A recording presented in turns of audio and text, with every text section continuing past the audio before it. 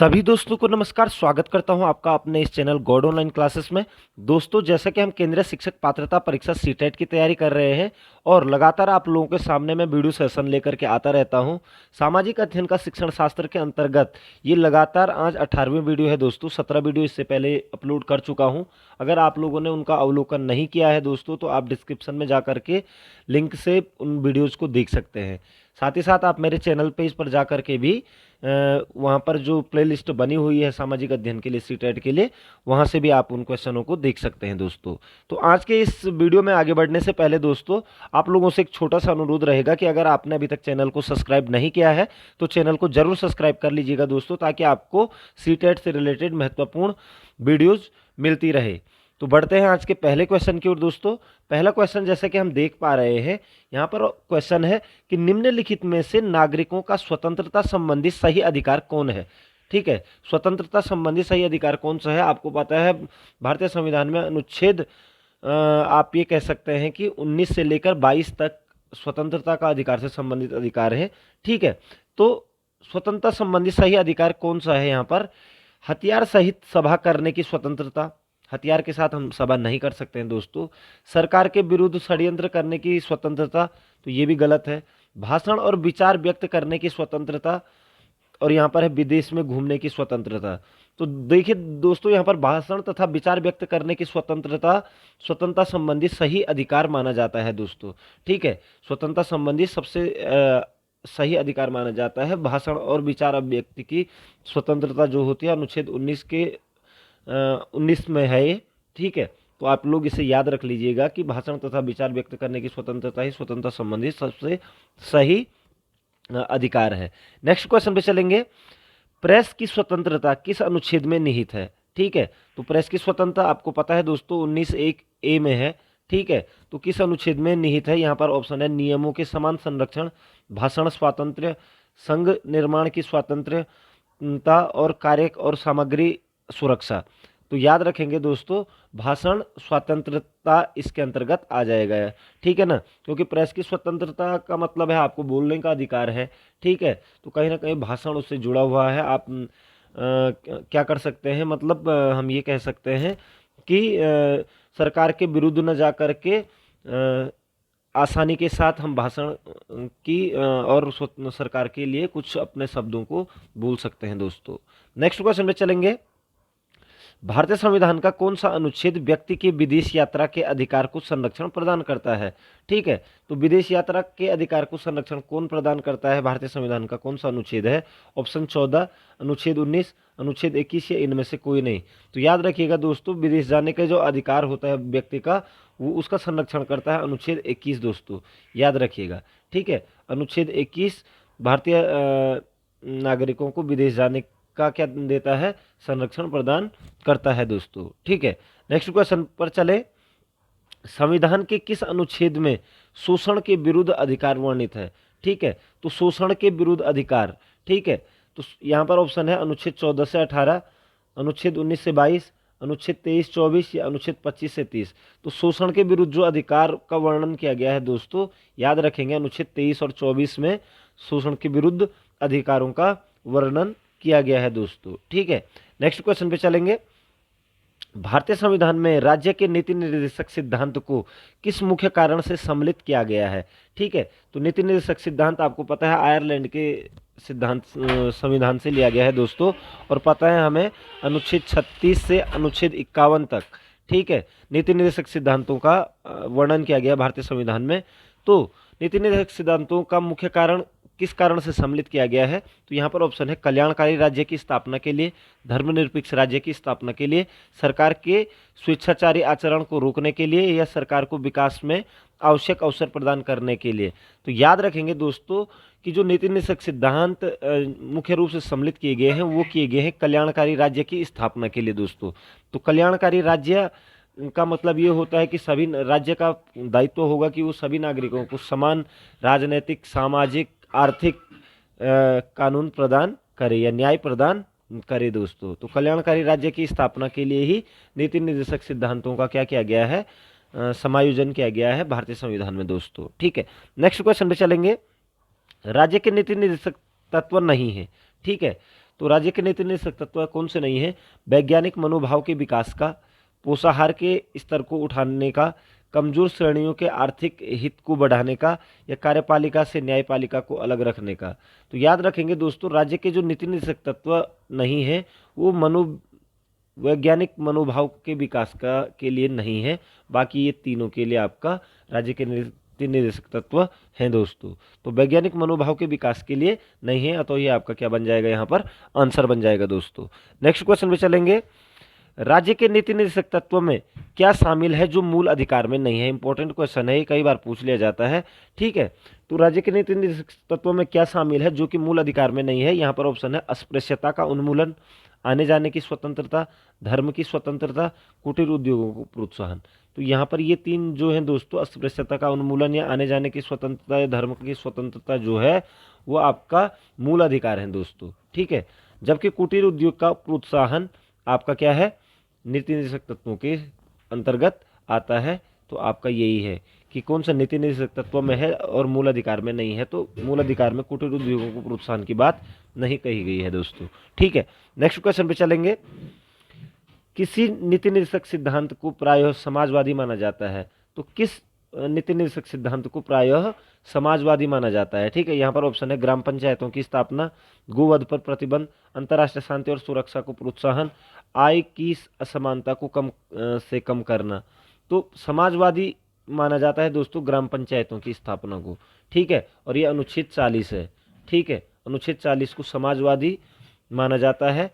और इसके अंतर्गत ग्राम पंचायतों की स्थापना की बात की गई है कि प्रत्येक राज्य का यह दायित्व होगा कि वो सत्ता के विकेंद्रीकरण के लिए ग्राम पंचायतों की स्थापना करेंगे, ठीक है। और यह संकल्पना महात्मा गांधी जी की भी रही थी ग्राम पंचायतों की स्थापना के लिए, ठीक है ना। तो ग्राम पंचायतों की स्थापना जो है वो समाजवादी माना जाता है दोस्तों, ठीक है। नेक्स्ट क्वेश्चन पे चलेंगे।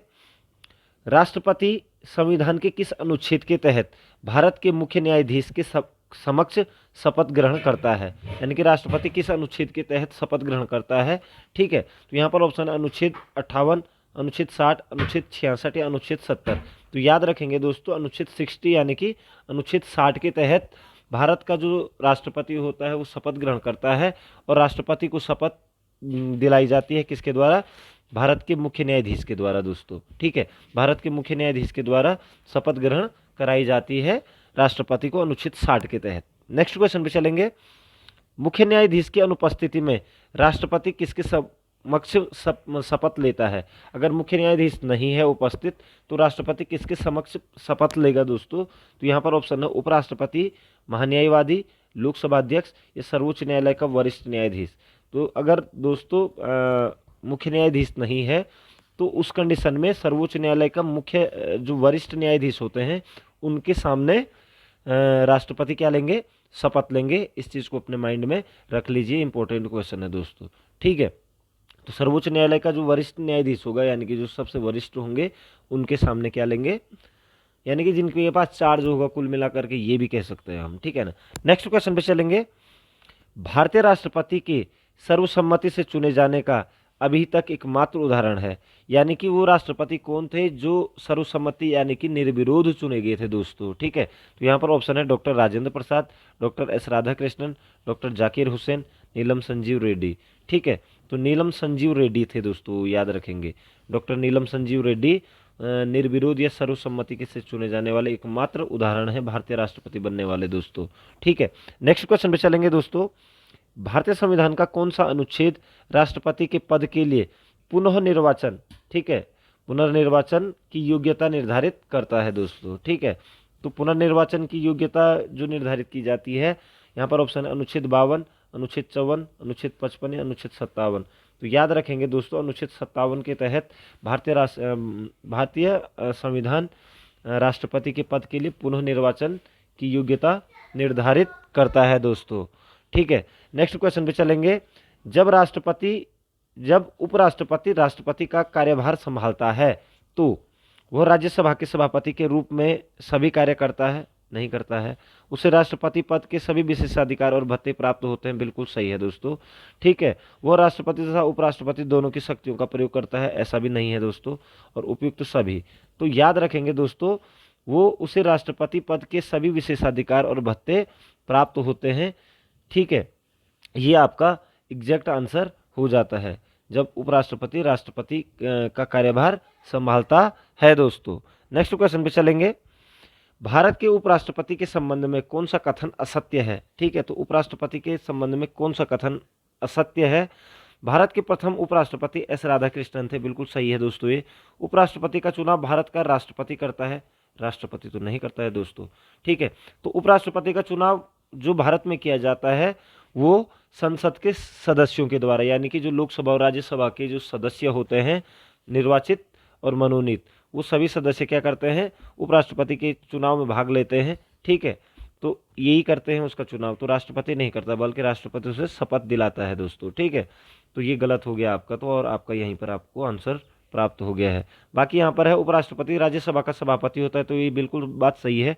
और उपराष्ट्रपति की योग्यता प्राप्त करने के लिए प्रत्याशी की आयु कम से कम 35 वर्ष होनी चाहिए, तो ये भी बिल्कुल सही है। तो आपने असत्य कथन चुना था, जो कि यहाँ पर क्या है कि उपराष्ट्रपति का चुनाव भारत का राष्ट्रपति करता है, ये गलत कथन है दोस्तों।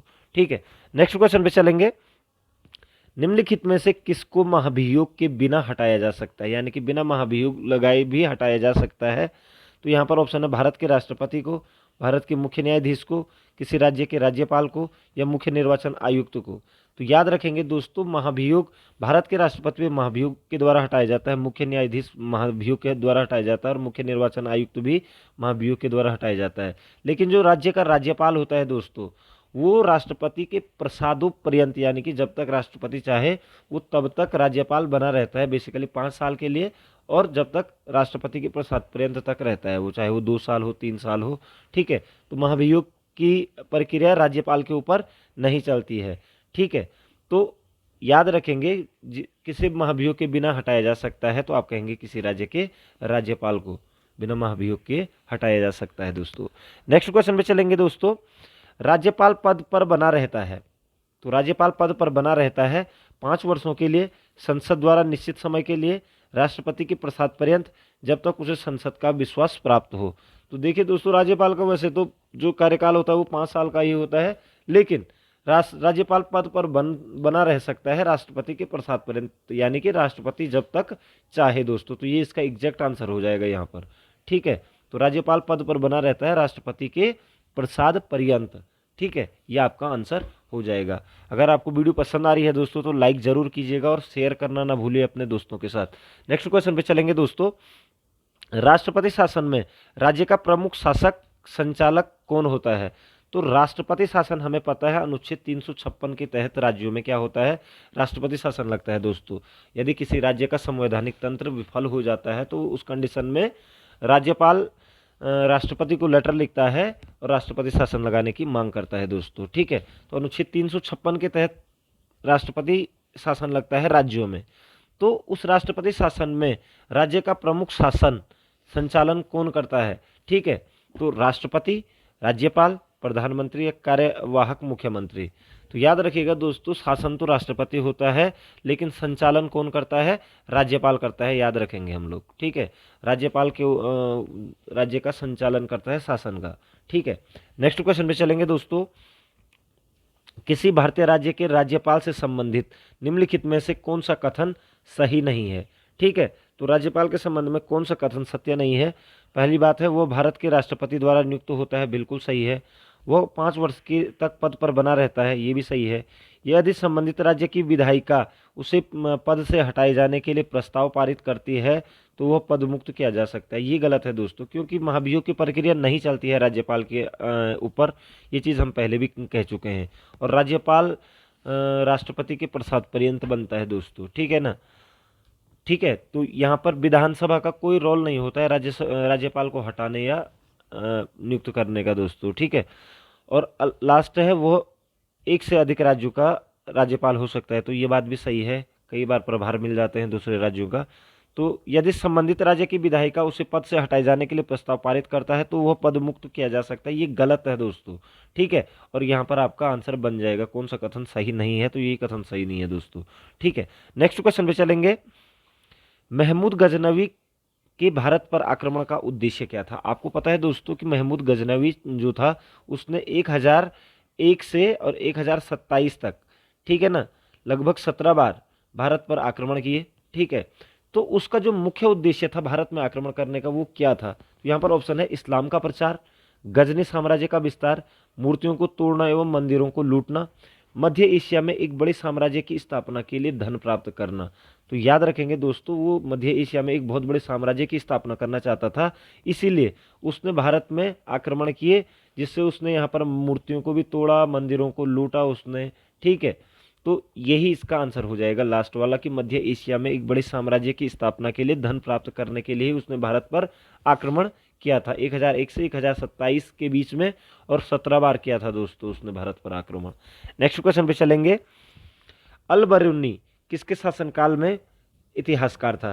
तो अल बरूनी किसके शासनकाल में इतिहासकार था? यहाँ पर ऑप्शन है महमूद गजनवी, बलबन, अकबर या मोहम्मद बिन तुगलक। तो याद रखेंगे दोस्तों, अल बरूनी जो था वो महमूद गजनवी के टाइम पे, महमूद गजनवी के टाइम पर इतिहासकार रहा, और इसने तहकीक ए हिंद पुस्तक लिखी है दोस्तों।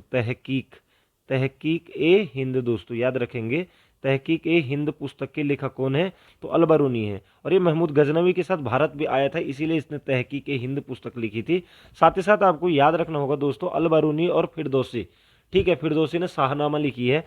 ठीक है, ये अल बरूनी के शासनकाल में ही भारत आए थे दोस्तों। ठीक है, नेक्स्ट क्वेश्चन पे चलेंगे। दक्षिण अफ्रीकी यात्री इब्न बतूता किसके शासनकाल में भारत आया था? ये भी बहुत बार पूछा जाता है। दक्षिण अफ्रीका से ये कह सकते हैं हम कि मोरक्को एक देश है। ठीक है, मोरक्को का इब्न बतूता भारत आया था, तो किसके शासनकाल में आया था? 1333 ईस्वी में आया था दोस्तों ये भारत। ठीक है, इब्न बतूता कब आया भारत? तो 1333। अब माइंड करिएगा कि 1333 के में किसका शासन रहा होगा। तो यहाँ पर ऑप्शन है हुमायूं, अकबर, मोहम्मद बिन तुगलक या अलाउद्दीन खिलजी।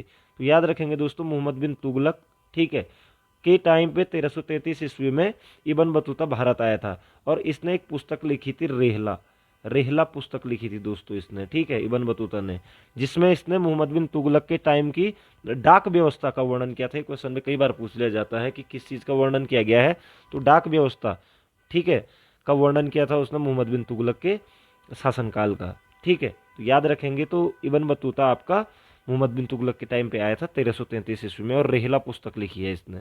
नेक्स्ट क्वेश्चन पे चलेंगे दोस्तों। भारतीय इतिहास में बाजार नियमों मूल्य नियंत्रण पद्धति की शुरुआत किसने की थी? यानी कि बाजार नियंत्रण प्रणाली किसकी देन है? तो यहाँ पर ऑप्शन है शेरशाह सूरी, मोहम्मद बिन तुगलक, फिरोज तुगलक या अलाउद्दीन खिलजी। तो याद रखेंगे दोस्तों, अलाउद्दीन खिलजी ने मूल्य नियंत्रण पद्धति की शुरुआत की थी। ठीक है, और इसने मूल्य फिक्स कर दिए थे ताकि जनता को कोई प्रॉब्लम ना हो सके दोस्तों। ठीक है, नेक्स्ट क्वेश्चन पे चलेंगे। शेरशाह ने असरफी, रुपया, दाम नामक नए सिक्के चलाए। तो याद रखेंगे, असरफी, रुपया और दाम किसने चलाए थे? तो वो चलाए थे आपके शेरशाह सूरी ने दोस्तों, याद रखेंगे। ठीक है, चलाए थे। ये किन धातुओं से बने हुए थे? तो यहाँ पर ऑप्शन देखिए दोस्तों, असरफी जो थी वो सोने की थी। ठीक है, और रुपया जो था उस समय चांदी का था, और दाम जो सिक्का था वो तांबे का था। तो असरफी सोना, रुपया चांदी और दाम तांबा, ये इन्हीं धातुओं से बनी हुई थी। ये 3 धातुओं से बनी हुई थी, 3 प्रकार की मुद्राएं थी, असरफी, रुपया और दाम दोस्तों। तो कई बार पूछ लिया जाता है कि जो शेरशाह सूरी ने रुपया चलाया था वो किस धातु का था? तो आप याद रखेंगे चांदी का था वो दोस्तों। ठीक है, नेक्स्ट क्वेश्चन पे चलेंगे। अमरकोट या उमरकोट के राजा वीरसाल के महल में किस मुगल बादशाह का जन्म हुआ था? तो कौन सा मुगल बादशाह था जिसने वीरसाल के महल में जन्म दिया था? यहाँ पर ऑप्शन है बाबर, हुमायूं, अकबर या जहांगीर।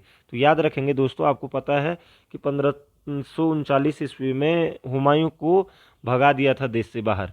तो हुमायूं का पुत्र हुआ अकबर। अकबर ने जो जन्म लिया था वो वीरसाल के महल में ही लिया था दोस्तों, 1542 ईस्वी में। याद रखेंगे, 1542 ईस्वी में अकबर ने वीरसाल के महल में जन्म लिया था दोस्तों।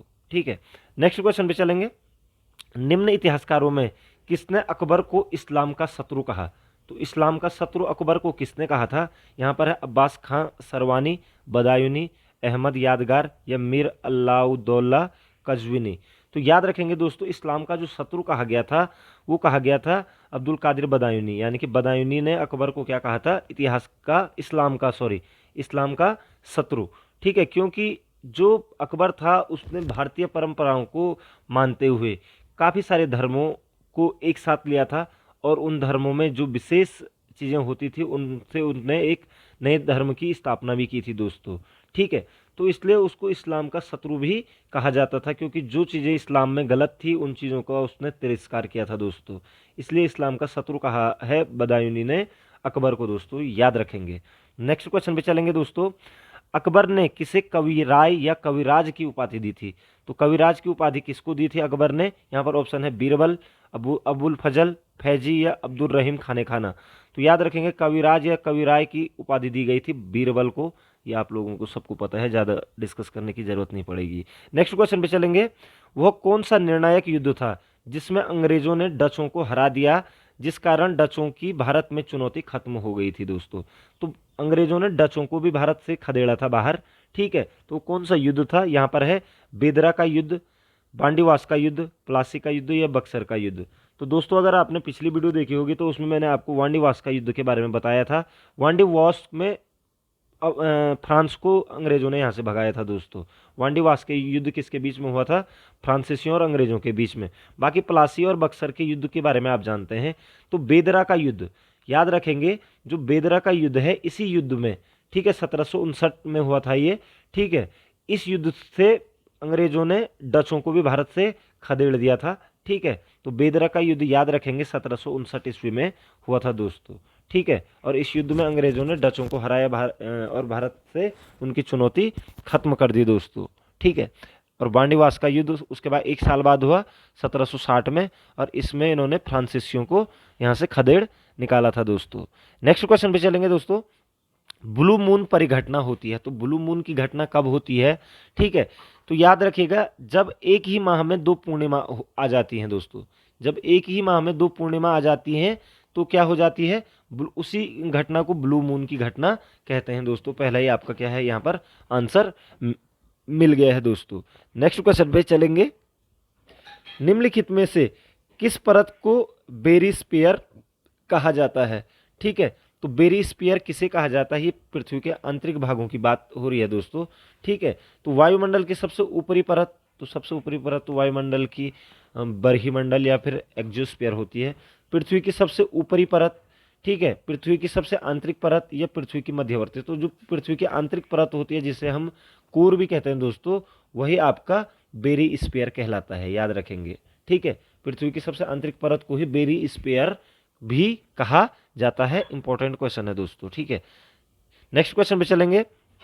पृथ्वी की आंतरिक संरचना के अनुसार भूगर्भ का विभाजन भूपटल, मेंटल और कोर में किया गया है। ठीक है, ये विभाजन किसने किया था? तो पृथ्वी की आंतरिक संरचना को 3 भागों भूपटल, मेंटल और कोर में किया। ये विभाजन किसने किया है? होम्स, जेफरीज, डेली या ग्रांट। तो याद रखिएगा दोस्तों, भूपटल, मेंटल और कोर में जो विभाजन किया पृथ्वी की आंतरिक संरचना का, वो किया था ग्रांट ने। ठीक है, और एक क्वेश्चन में इससे पूर्व की वीडियो में आपको बता चुका हूं कि सियाल, सीमा और निफे में भी बांटा गया है पृथ्वी की आंतरिक संरचना को। ठीक है, वो बांटा था स्विस ने, स्विस वैज्ञानिक थे एक। ठीक है, तो स्विस ने सियाल, सीमा और निफे में बांटा, जबकि भूपटल, मेंटल और कोर में किसने बांटा था? ग्रांट ने बांटा था दोस्तों पृथ्वी को। तो आशा करता हूं दोस्तों कि आपको वीडियो जरूर पसंद आई होगी। आपके उज्जवल भविष्य की कामना करता हूं। मिलते हैं नेक्स्ट वीडियो में दोस्तों, तब तक आपका समय शुभ हो। आपके उज्जवल भविष्य की कामना करता हूं। जय हिंद, जय भारत।